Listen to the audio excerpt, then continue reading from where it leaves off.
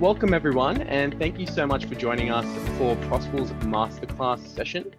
Essentially, to kick off, I will be sharing my screen. That's probably a good place to start. And there we go. So, in today's masterclass, we're going to be covering off how to build an employer brand and attract top talent. So thank you everyone for joining. Before we get started, I do want to start off by acknowledging the traditional owners on the land in which we meet today, whether that be Australia or New Zealand as well. And today we are extremely lucky to be joined by a really sort of diverse and talented panel of industry experts from key employers across both Australia and New Zealand. So for today's masterclass, we're going to be covering concepts that essentially are best practices in building brand and engaging with students, whether that be around graduates, interns, or clerks from both Australia and New Zealand from a top level. So a bit of a collaboration going on there, which is really, really good to see. So awesome to have everyone on board. In terms of the format of today's session, obviously just kicking off with this welcome. And in relation to that welcome, I do want to welcome the entire panel just to sort of start off. So essentially, we'll start off with Siobhan coming from Xero. She's based in Wellington. So welcome, Siobhan. Really great to have you. In addition to that, we have Sarah coming from Optiver, who's coming out of Sydney. We have Joe, who's coming from Ashurst today out of Sydney as well. And then we have Marion from EY out of Wellington or just outside of Wellington. So the idea here today is that these four employers have been selected to be present on this particular panel because they have outperformed the market in one of the most difficult years we've ever seen in the graduate, intern, and clerkship attraction space. For those of you that have been within the industry for a long period of time, you may already be privy to exactly what I'm about to tell you. But in order to really have a very fruitful discussion today and understand the concepts and the reasons as to why what all of our panelists are going to share is so important, is to have a really strong understanding of what's been happening within the graduate space over the last, say, 10, 11 months. Because, without a doubt, it's not a very normal time. So the idea here is that I'm going to be giving you some context and insights around the graduate market. I will try and keep this as brief as possible. Just give me a couple of minutes to do so we can go into this panel session with as much of an understanding around what's going on as possible. So with this in mind, I want to start off by just kind of explaining the sort of supply of graduates that we've seen this year and how that's changed year over year. So all in all, we've seen a really sharp decrease in the total amount of graduates within Australia. The same is true for New Zealand, but we'll get there in a second. But essentially, if you have a look at the data from 2019 going into 2021, we've seen around a 22% decline in the total supply of graduates. Now, that is for a wide variety of reasons. Those reasons include the fact that obviously they're shifting priorities during a global pandemic. Pretty fair enough. In addition to that, we know that for a lot of technically focused roles, many students need work integrated learning or work experience credit points to graduate from those roles. And so because of the lockdowns that have plagued Australia and New Zealand, a lot of these students haven't been able to attain those credit points to graduate, and their graduation dates have been pushed back. We've also seen a really large increase in the amount of students going into postgraduate studies. The final aspect here is that, and probably the largest aspect, is we've also seen a sharp decline in the total amount of international students that are studying within Australia and New Zealand as well. Now, for some of you, you don't hire international students, and at first that doesn't sound like a problem, but it is a problem when you start thinking about the companies and the largest employers who take on a large volume of graduates who normally hire international students, and lately that has not been something that they've been able to do. So as a result, they've been taking on a much larger proportion of domestic graduates, essentially leaving less graduates for the other different sized employers, I guess. So it's with this in mind that to give you a little bit of further context around how New Zealand's tracking, we haven't got projections for 2020 and 2021, but from 2018 going into 2019, we already saw a 4% decline in the total amount of graduates. And we do expect, with the forecast that we have done, for it to be a very similar story of a lesser extent within New Zealand in 2020 and 2021. And so the idea here is that in addition to this, across all of Prosple's platforms, so all of our networks, Grad New Zealand, Grad Australia, and internationally, we've seen a large increase in the total amount of employers that are searching for graduates, interns, and clerks, and also the frequency of the amount of roles that are available to those students. And so we know that the employers that have been working with us have been going to market more often and for larger cohorts and larger intakes. And so the idea is that one of the largest aspects to keep in mind here is around the large amount of market consolidation that we have seen in the graduate space this year. So this is one of the most important aspects that I really want to land home before we sort of jump into this panel session, is the fact that the largest employers across both Australia and New Zealand have increased their intakes, and they typically were the employers that were hiring international students. And because they have been few and further between in terms of the availability of international students, we've seen a large proportion of those domestic students obviously be snatched up by the largest employers by volume. So that's something that's really important to keep in mind here. And the same is true for the New Zealand space. So I do want to stop talking and give it off to my fantastic panel that I have today. And it's with this in mind that we're going to be doing a proper introduction of Siobhan from Xero in Wellington. I'm going to be asking you, Siobhan, if you can introduce yourself and tell us a little bit about Xero. Yeah, sure, absolutely. So Siobhan Warren, hi, nice to meet you all, and really wonderful to be here today. Thank you so much for asking me to join the panel. It's a real privilege. I started at Xero in 2014. We didn't have a grad program at that stage, so I've kicked it off from scratch many iterations later. I now oversee, and originally it was just a program for New Zealand. I now oversee our global junior talent strategy. So that's interns and grads, New Zealand, Australia, and piloting over in North America at the moment, both Canada and Denver in the US. Fantastic. Thanks, Siobhan. And Joe, would you be able to give everyone a bit of an introduction around yourself and Ashurst, please?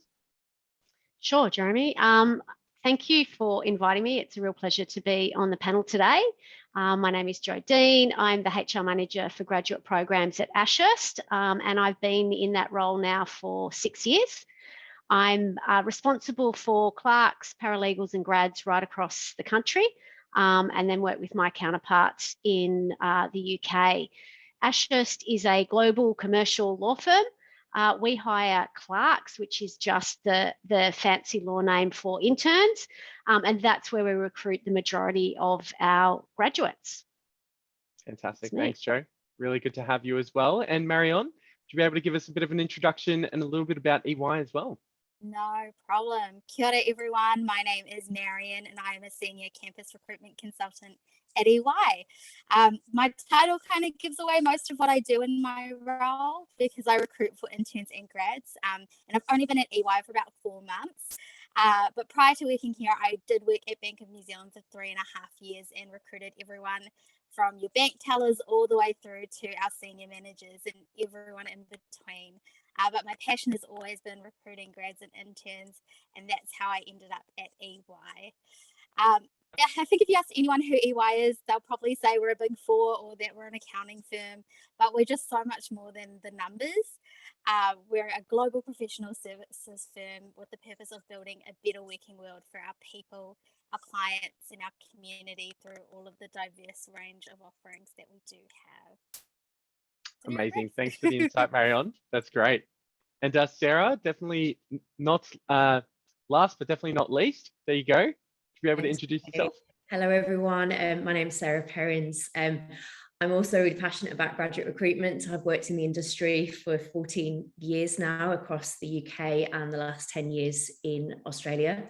I've worked mostly in professional services where I've led campus recruitment, and I've recently moved over to Optiver. And Optiver probably isn't a household name because we don't have products or services that we sell customers, but we're a trading firm, and we're actually called a market making firm, which means that our people use our own money to buy and sell on the stock markets, which is market making, and that creates liquidity. So in times like a pandemic where there's been a lot more interest in financial markets and investing, we've actually helped keep the market stable. And the types of graduates that we look for, you obviously can't do a trading degree, but we very much target the top tier STEM and finance students. So it's quite a niche pool of students that we're looking for. So for us, it's not just a war for talent, it's a nuclear war for talent. Love it. Thank you, Sarah. And so everyone join me in welcoming this incredibly talented and insightful panel. What we're going to be doing, and just for a bit of context, the reason as to why these 4 top tier employers have been selected to join us today and talk about their experience and how they attracted students into their programs is because, as I've just shared with you, we had an extremely difficult year. And so we're looking to get some of these insights around how you outperform the market in some pretty extraordinary ways. All of these employers that are here because they're outliers. They have done exceptionally well in an extremely difficult year. So in no particular order, just the way in which it's positioned on my screen, we're going to be going clockwise with the first question. Joe, would you be able to give us an insight as to what worked well for you when attracting top talent this year? Sure.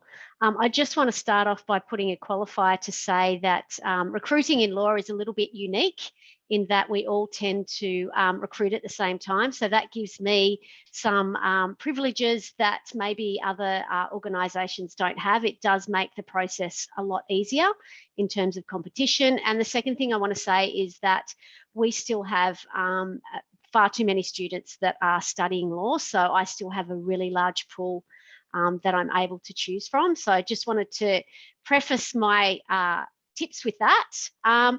What do I think we do well, and what do we consistently hear from candidates is a couple of things. The first one is that transparency. So being really transparent and clear about who we are and what we offer, I think resonates really well with students. Trying to make the students feel special when you're in a bulk recruitment process is always challenging, but doing whatever you can to make them feel unique. We spend a lot of time and effort matching every candidate with a particular area that they have specified that they might be interested in, and that's a real challenge, but something that I think we get really positive feedback on.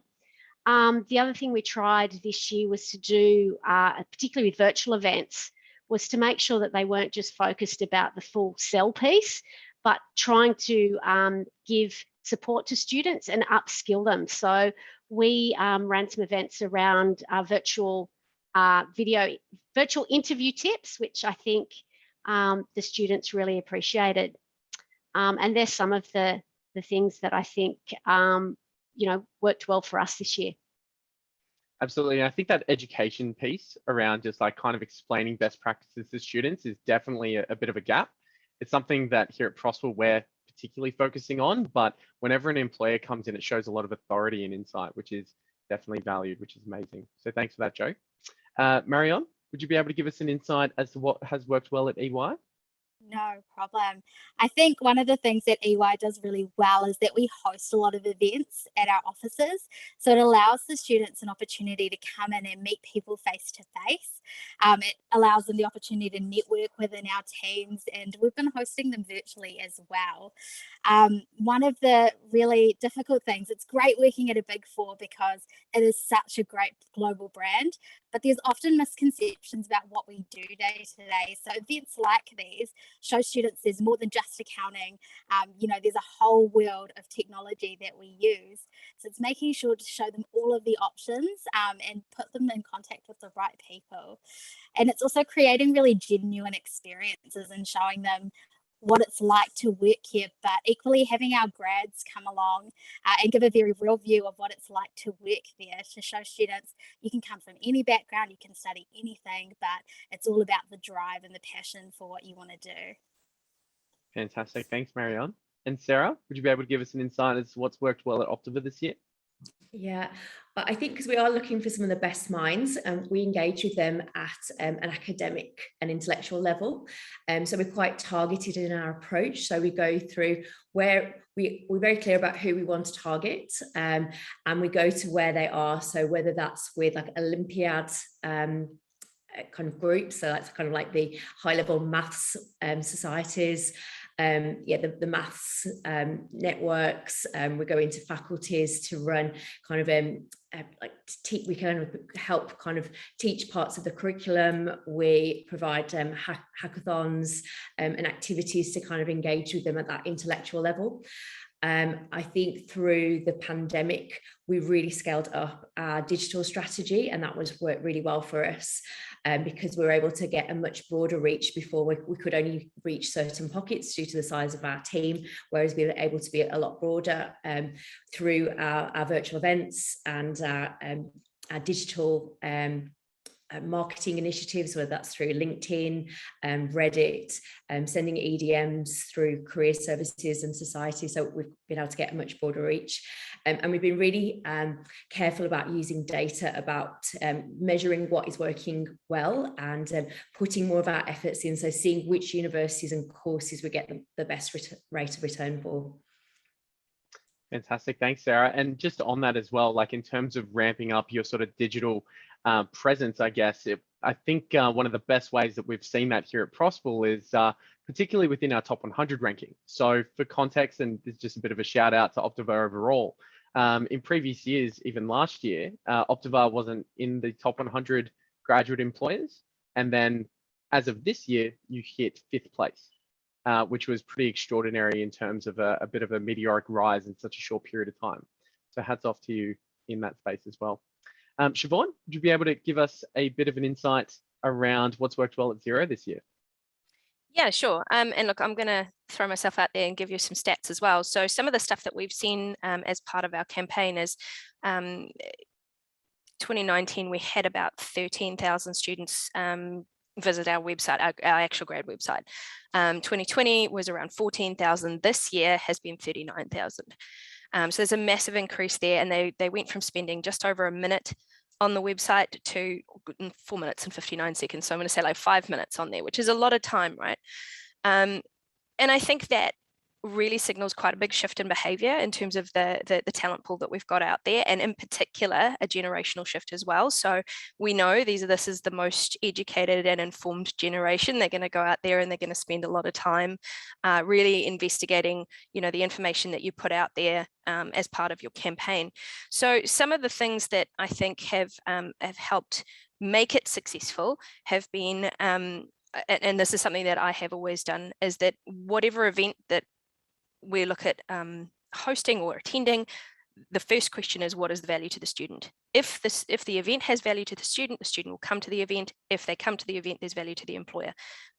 So we really look at events that will inspire and inform the students attending them. That's really one of my base level requirements. The other thing is that losing that one-on-one with all of the pivots to virtual events has been really difficult. So one of the things that we did there was try and add that one-on-one back in via a Calendly integration on our website, allowed students to book time with an individual at Xero to talk about their particular specific situation if that's what they wanted to do. And that had really good uptake as well.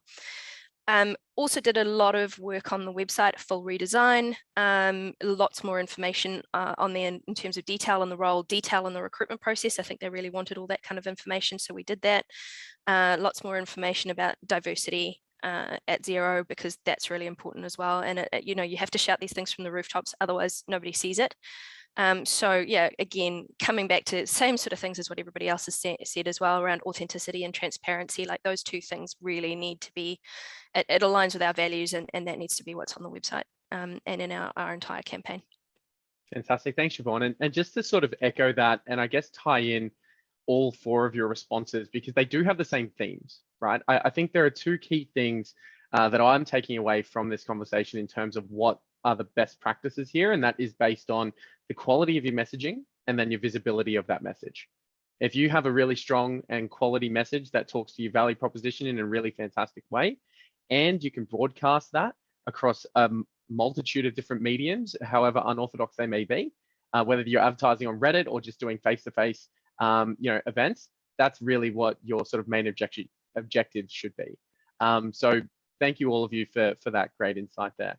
In relation to the next question that I have lined up for you, essentially a little bit of a tricky one, but the idea here is that if you could rewind the clock, say January 1st, 2021, what would you have done differently? And I am talking about the graduate space. So we'll kick off with yourself, Marion, if you'd be able to give us an insight there. No worries.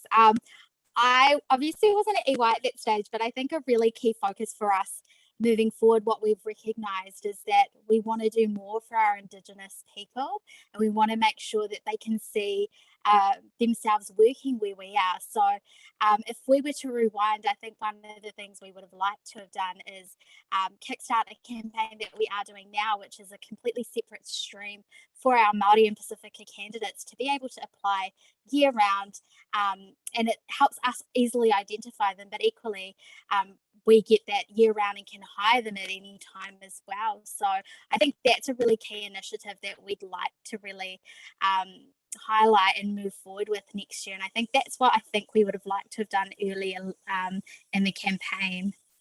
Fantastic. Thanks, Marion. I guess being more specific in your approach makes a lot of sense. And Sarah, would you be able to give us an insight if you could rewind the clock? Yeah, I think there's definitely further things we could do to raise our brand. So that's further refining our graduate value proposition, so similar to what you were mentioning then. So like being really clear about what's important to our target students, which you can find out through focus groups or external surveys, and then making clear what the key messages are, which will promote and articulate your value proposition. So at Optiver, it's about accelerating your growth. So we want messages that align with that. And obviously learning and development is obviously a key message that is important to most Gen Z students.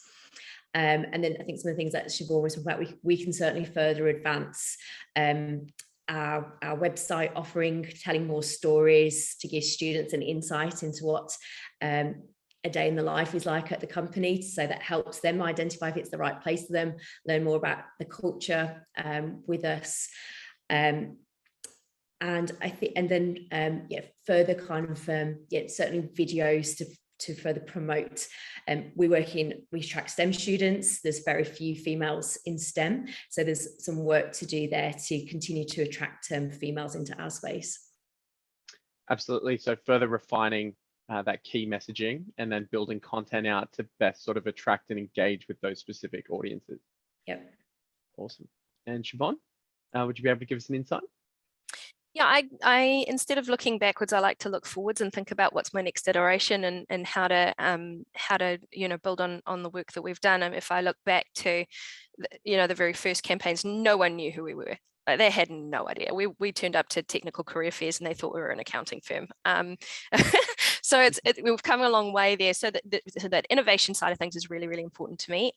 Really looking at key themes that I see in the market, key sources of anxiety for students, and trying to address those right up front and honestly and with authenticity and transparency about how Xero can help overcome that, or as a workplace where they don't have to worry about that, whether that's diversity or whether that's anxiety around technical competence, whatever it may be. Really keeping my finger on the pulse of all of that sort of stuff, and making sure that our content mirrors that and gives them some idea of what we do. So in relation to that, sort of those anxiety levels around those specific sort of aspects of starting a role at Xero, then you'd create content that kind of, I guess, fills them in around the best practices and how you accommodate for that. Is that my understanding? Yeah, so I mean, one of the things that I know about technical grads particularly is that they have this huge piece of it. So this is just an example, a huge piece of anxiety around technical competence, because they have spent such a long time and have grown up with, every device known to man. They have real anxiety around losing technical competence and not keeping up with pace in that space. So what we weave into our campaigns is very much around how much we're going to give them opportunities to learn, develop, and continuously grow their technical knowledge, because that alleviates that anxiety really specifically and head on. That's fantastic, Siobhan. Thanks for sharing. And Joe, if you could rewind the clock or look forward and change something for next year, alternatively. Yeah, I think we were really hopeful that we weren't going to be kind of in lockdown and it wouldn't be virtual recruitment again, but that's what we did deal with in Sydney and Melbourne. I think one of the things that we could have done better is that connecting with students in much smaller groups. It's always a tendency when you're in virtual to run lots of events, and yes, you can have breakout rooms, but it's how can you better connect and give students more connection in smaller groups, because that's what they're really craving. So I think that's one of the things that will hopefully we won't need next year, but if I could rewind, I would look at. The other thing, as I said, in law, as we all open and close, and then our offer day is exactly the same across all of the major law firms, there's always an opportunity to chase what we call those must-have candidates a little bit harder.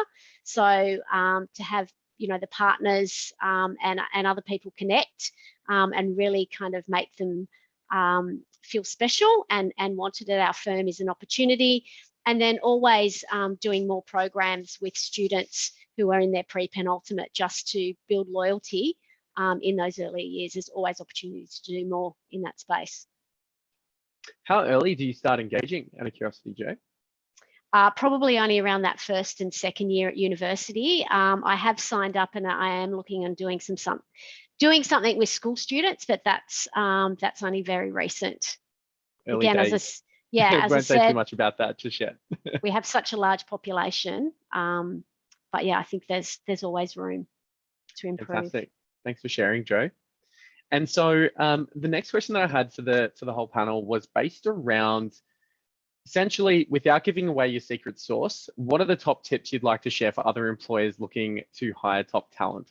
We know it's a competitive industry, but it's this sharing of ideas, learning, innovating, and iterating together that it's going to really just help everyone and give students a better experience, which is really what we here at Prosple are looking to do. So, Sarah, I might start off with yourself, if that's okay, and just kind of share some of your top tips of what to do. Yeah, I mean, I think it's always important to bring innovation and novelty to get people's attention, whether that's through a competition or an activity or an engagement activity. But I think it's really important that doesn't distract from getting the basics right, because I think providing clear messaging, a great candidate experience, being fast and efficient with your recruitment, and that needs to align, is the overall important things. Getting the basics right are much more important. And I think it is really clear. I think I say having quite a step-by-step approach to kind of identifying who is your target market, what are the key messages to that target market, how can you bring value to those students, a bit like what Siobhan says, whether that's through learning or experiences, or the students want to have that what's in it for me. They've got so many choices out there. How can you bring value to them, whether it's offering them a virtual experience or a work experience, or coming into your office to engage or learn a new skill, whether even if something as simple as a resume workshop, or how can they successfully navigate your process, or what do you look for in a great candidate. So that's all useful things to students, and then and obviously being really consistent in the experience that you offer to students. Fantastic. Thanks, Sarah. Really good insights there. And Siobhan, would you be able to give us an insight around your top tips? Yeah, look, very similar there. I think some of the four words that sort of really came to mind when this is you're absolutely right, as messaging, it's visibility, it's authenticity, it's transparency, and it's, that EVP, your employee value proposition, is central to all of this. And maybe I'm biased because this is absolutely my jam. I love it. I'm such a nerd. I want to go and look at all of the stats about this and the benchmarks on that. And it's my favorite time of the year right now, because I get to just park things and really, really delve into that. But I believe that your design agency or whoever is going to be pulling your campaign together for you is only as good as the pre-work you're going to be putting into this, and really understanding your target market and understanding what your value proposition is and how you're going to communicate it. So that pre-work, if you don't love it or if you don't have time for it, those are things that will be impacting your campaign. So spending more time on that is really important. And there was one other thing I was going to say, but now it has gone from my head. I'm going to stop and you can pass to Joe. All good, all good. But I 100% agree with all of those sort of approaches in terms of authenticity, messaging, visibility, and so on. But Joe, you've got some pretty impressive Sure. top tips. So yeah, completely agree with both Sarah and Siobhan. It really is the basics that are important, but a couple of other things I might throw out there is understanding your competitors and making sure that you can really clearly differentiate yourselves from your competitors helps. It's not always easy, but I think that's super important. Continuously improving. So it's really important, no matter how successful you are, no matter what year you had last year, it's really important to seek as much feedback as you can. So I'm always keen to talk to not just the candidates who accept, because you know that they're loyal and they're happy, but those that we offered and didn't accept. I'm really keen to hear what they've got to say about our program and our process. Connecting in with my peers is also really important to hear how they've gone, what worked and what didn't work. And then I think the last one is about how you treat those people who are unsuccessful in your campaign is really important, and that shows a lot about who you are and your firm values. So although it is really difficult, particularly with bulk recruitment, it's making sure that those that are unsuccessful are not left until days after your campaign to be told, and that you show as much care and respect for them as you do for those that you are bringing into the firm, I think is important, and will help build that word of mouth. There's so much brand equity involved in how you treat your unsuccessful applicants. Couldn't agree more with that, Joe. I think that's a really fantastic approach. Thank you so much for sharing. Marianne, would you be able to give us an insight as to some of the top tips that you'd like to share with other employers? No worries. I think the ladies on the panel covered most of it, which is awesome. I think two really key factors for me is being present, whether it's at an event or if it's, you know, working with the university. You've got so many great resources through universities and people like Prosple there to help you and guide you with your journey. With the universities, when in my previous role, I made connections with the people to kind of show me what is the cost of an event versus how much we're going to get out of it. So making sure you do those types of analysis to get more bang for your buck, because I know everyone's not got an unlimited budget. So you want to make sure that you loop in with them. The other really good thing is making sure you have the right people at the events. Because, you know, it's great if you, like when I go to events, I love it because I get to talk to students the whole time. But sometimes it's not my story that they want to hear. They want to hear from people like them or hear from graduates and how they experienced it. So being present and having the right people at the right places would be my advice to you. Love it. Fantastic, Marianne. Thank you for that. So we are running a few minutes ahead of time, which is a luxury I didn't think we'd have, which is amazing. So well done. What I would ask to all of our attendees, if you do have any burning questions, feel free to pop them in the Q&A chat below. We'll be going through quite a few of them as we do have around 10 minutes left, which is pretty fantastic. So feel free to send some questions through there, and then I'll be putting you know, the best questions through to the panel, which is great. In the meantime, I've actually had Nicole pop a question into the Q&A box, which is essentially, what was your experience attending virtual career fairs in 2021? And do you plan on attending these in 2022? Bit of a hot topic and something that Prosple has been at the front lines of for many of our employers here today. And you know, I'm sure that your account manager, whoever that may be, whoever's managing you, would have informed you of what we're doing next year, which is in a very different sort of format. But I'd like to put it to the panel as to what your thoughts are around that. I quite liked it. I didn't mind doing virtual career fairs at all. I thought it was a great opportunity to talk to a larger cohort of students. So I went to one through Prosple actually, and I found it so helpful because you had everyone from all of the different universities in one place. I do love traveling, don't get me wrong, but I think it's a great medium for people in polytechnics who don't necessarily get to come and visit us as much as we'd like to come visit them as well. So it's great in terms of the reach you have. Fantastic. Thanks, Marianne. Anyone else? Yeah, same here. We will continue with virtual careers fairs, because I think it has become a norm now of students are time poor, the time it takes to travel to places, the time it takes our team to spread themselves across multiple locations. Blending our face-to-face and virtual activities is really valuable, because we can reach a lot more students, and you can still provide quite engaging experiences with like various tools and techniques, chat boxes, panels, quizzes, that types of things.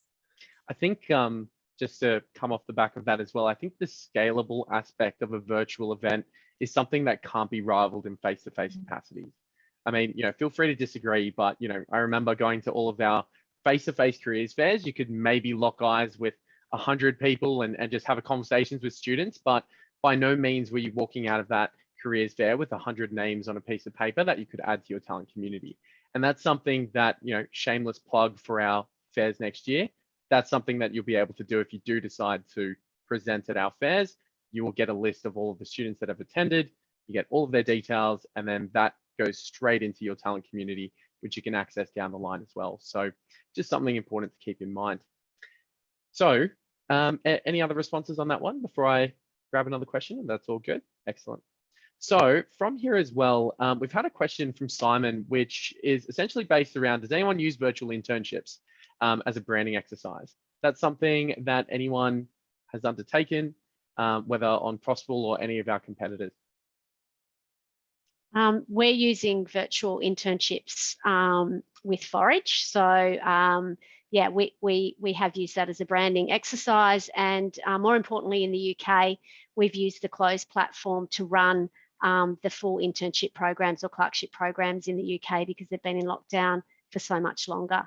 So yeah, we are using them. I think it's a great opportunity for students to get access to work experience that it's really difficult otherwise to get, and it's a great way to get your brand out there. So I think virtual work experience programs are fantastic. Great, thanks, Jo. I think many universities are actually allowing the hours to be counted towards work integrated learning. So there is a real appetite for it amongst unis and students as well. Great, thanks, Sarah. I've had another question come through, which I thought was a bit of an interesting one. So if you could give one piece of advice to an employer who's just starting to invest in their graduate brand, what would that be? Bit of a broad one, but thought it might be a good insight. If you had to start somewhere, what would that be? Start building your networks in the junior talent space. Start talking to people who are members of the AAGE or the NZAGE or Prosple, or anybody who can direct you to experienced graduate program managers. Like, we have a lot of experience. We have done this for years, and most of us, and I'm just going to speak for the panel, sorry, are very, very happy to sit down, have a coffee, and talk through things like that. For me, it's a passion. I want to help people create really great programs. So anytime. Fantastic. Thanks, Siobhan. I just recommend, similar to what Sarah was talking about earlier, be really clear about who you're looking for, as well as who you are, so that you can really target where are those students that you're looking to attract. And if you've got a limited budget, what is going to give you the best return on your investment? Yeah, doing your research, so talking to your people, where did they come from? Your hiring managers, helping them to put together a candidate success profile. So who are these students? What did they study? What are their values? Where did they go? And it will help you. Oh, do they go to, which platforms are they going to? Is it Glassdoor? Is it Grad Connection, for example? And so you can work out where you'll get most bang for your buck in targeting your marketing channels. I think using referrals within your business is working out what the reward is for your people, if there is one, how you can leverage them to help you find great people as well. Because if you've got great people, they generally know other great people as well. Fantastic. Thanks, Sarah. I've had another question come through from an anonymous attendee. I didn't even know you could do that. But they've said, regarding the Prosple platform, what sections and tools did you find most useful for getting applications? So this one is based around, I guess, different types of content. talking about videos, day in life articles and reviews, and did they have impact? And if so, how much?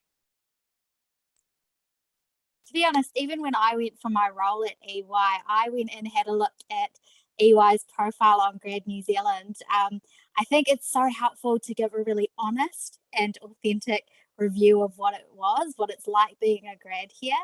I went through and reviewed it just so I know, what I'm coming into. I think students want to know an honest opinion. I think the days in the life would show them what it would be like to work there, but the reviews to me, to say the good with the bad, I really liked that, and I think that's made a huge difference for us. Fantastic. Thanks, Marianne. Everyone who applies to us on our application form will state how they found out about us. So yeah, we find traffic from grad platforms like Prosple, Grad Australia. LinkedIn was really valuable. Our events, word of mouth through people they knew was really high. And then because we're a techie type firm, platforms like Reddit were valuable as well. And we do surveys with our candidates who've come through, again, to get it's like gold, the insights that you get back from them to help, what other ideas do they have, or where do they go, what societies are they involved in, what events do they go to, how do we compare to our competitors. So yeah, it's really, really helpful to then forming your strategy. Fantastic. Thanks, Sarah. So there is another question that's come through, and I do want to squeeze this in before we wrap up. But essentially, it's based around what are the differences in trying to attract graduates versus interns or clerks? Putting this out to everyone, is there a difference in your sort of key messaging when trying to attract a graduate or an intern? Not for us, because our interns are actually going to be our future grads. So for us, it's the key messages are the same.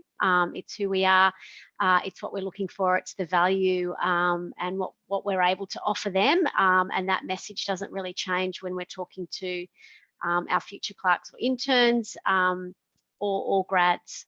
So yeah, I think for us, our messaging is very similar. Yeah, I'd agree with that as well. And I think that if you've got an authentic portrayal of your offering and your career pathway, and if that career pathway goes from intern to grad, our conversion rates are really, really high from intern to grad. So our messaging is consistent. And I think that's one of the other things is what did Monique said in our team meeting this morning is, does the trailer match the movie? Are you telling them, is this an authentic portrayal of what will actually happen when they come in on their first day, and their experience with you as an intern and their experience with you as a grad? So I think that all needs consistency to be the right kind of message. That's fantastic, Siobhan. I haven't heard that one before. I appreciate that. Great. Well, we have just clocked on to 12:45, at least Sydney time. And so essentially that's going to wrap up our panel for today. All of the questions that have come through, we'll be taking them down, and we will be able to answer those in some sort of blog post that will come out, and we'll sort of air that with all of our fantastic panelists. But most importantly, I just want to take this time to say thank you to all of our fantastic panelists today. I'm seeing some messages come through thanking them as well, but thank you all so much for coming. And thank you to our attendees and employees that have jumped on today. We will be posting a recording of today's session, and we'll be able to share that with you after. If you do have any other questions around any other sort of graduate attraction or intern attraction strategies, feel free to reach out to your Prosple account manager or elsewhere, of course. But the idea here is that it's been really fantastic to have you all, and looking forward to having you all on the next panel, maybe sometime next year. Thanks, everyone. Thank you so much for having me. Bye. Thanks, everyone. Cheers.